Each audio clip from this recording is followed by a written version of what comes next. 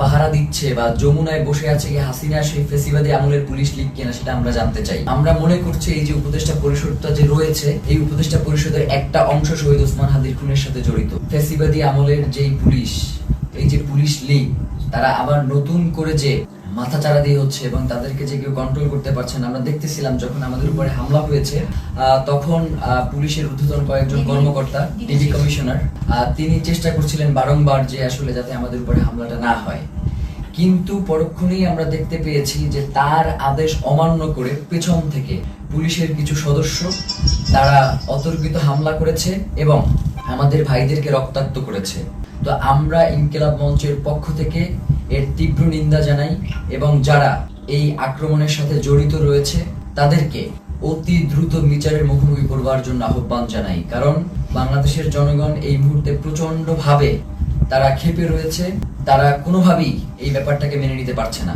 যার কারণে আমরা বলবো বাংলাদেশের আইন শৃঙ্খলা পরিস্থিতি এবং জনগণকে শান্ত রাখবার জন্য আপনাদের অতি দ্রুত আজকে কারা কারা হোটেল ইন্টারকন্টিনেন্টাল এবং যমুনার যে সকল পুলিশ সদস্য দায়িত্বে ছিলেন তাদেরকে চিহ্নিত করার ব্যবস্থা করেন। এবং তারা যেই কাজটা করেছে সেটা হচ্ছে অধিকাংশ পুলিশ সদস্যের কোনো নেম প্লেট ছিল না, তারা নেম প্লেট খুলে ফেলেছে এবং প্রত্যেকে মাস্ক পরা ছিল।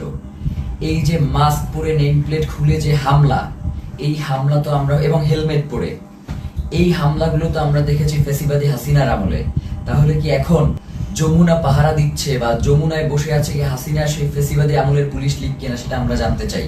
সেই সাথে এসএসএফ আজকে প্রচন্ড রকমের দুর্ব্যবহার করেছে আমাদের সাথে, আমাদের যুবাকে রাস্তায় ফেলে মেরেছে এবং মাথায় আঘাত করেছে, সাতকে মেরেছে।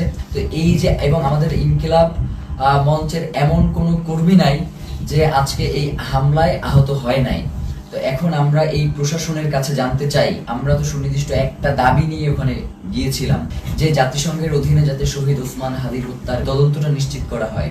তাহলে কারা শহীদ ওসমান হত্যার তদন্ত জাতিসংঘের অধীনে দিতে চায় না, যে আজকে স্পষ্ট হয়ে গেছে। আমরা মনে করছি এই যে উপদেষ্টা পরিষদটা যে রয়েছে, এই উপদেষ্টা পরিষদের একটা অংশ শহীদ ওসমান হাদির খুনের সাথে জড়িত। নয়তো কোনোভাবেই এভাবে অমানবিকভাবে আক্রমণ করার কোনো প্রশ্নই আসে না, যেহেতু এটা শান্তিপূর্ণ অবস্থান ছিল। এবং আপনারা দেখবেন যে প্রধান উপদেষ্টার দপ্তর থেকে একটা তারা প্রেস রিলিজ দিয়েছে এবং সেখানে বলেছে যে আমরা নাকি জল কামানের উপরে উঠে গিয়েছিলাম, অথচ ছবিতে স্পষ্ট করে দেখা যাচ্ছে যে আমরা উল্টো জনগণকে শান্ত করবার জন্য চেষ্টা করছিলাম। যখন জনগণ দেখেছে যে ভিতরে জুমা এবং শান্তাকে রাস্তায় ফেলে মারা হচ্ছে, জনগণ কোনোভাবেই এটা মেনে নিতে পারে নাই, যার কারণে এইখানে ওই উদ্ভূত পরিস্থিতির সৃষ্টি হয়েছে। এর পুরো দায়ভার ওইখানে দায়িত্বরত পুলিশ প্রশাসন এবং সরকারকেই বহন করতে হবে।